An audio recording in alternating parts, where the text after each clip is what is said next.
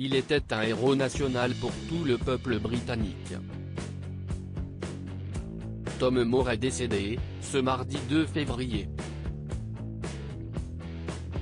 L'ancien capitaine a rendu son dernier souffle à l'âge de 100 ans après avoir contracté le coronavirus. Il avait été hospitalisé dimanche 31 janvier dernier, à l'hôpital de Bedford. Il s'agit de sa famille qui a annoncé la triste nouvelle.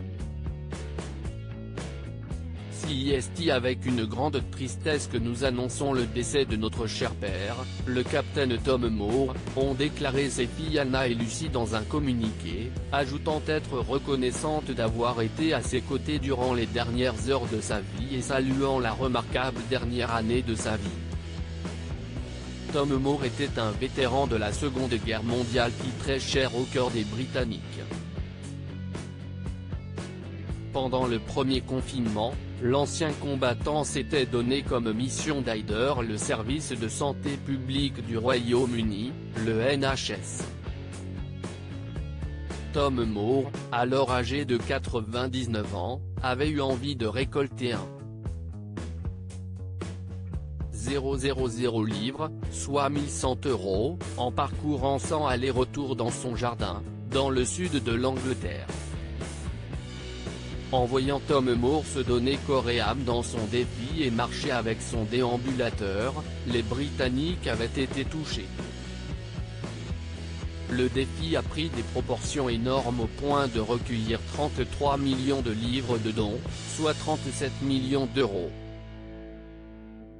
Un exploit qui lui a permis de figurer au livre Guinness des records pour avoir récolté le plus d'argent lors d'une marche caritative. L'exploit de Tom Moore pour les hôpitaux britanniques. En apprenant le décès de Tom Moore, la reine Elisabeth II a tenu à lui rendre un touchant hommage. Sur le compte Instagram officiel de la famille royale, une publication a été partagée en l'honneur du vétéran, avec une photo de lui et de la reine d'Angleterre. La reine envoie un message privé de condoléances à la famille du capitaine Sir Tom Moore. Sa Majesté avait beaucoup apprécié rencontrer le capitaine Sir Tom et sa famille à Windsor l'année dernière. Ses pensées et celles de la famille royale sont avec eux, peut-on lire.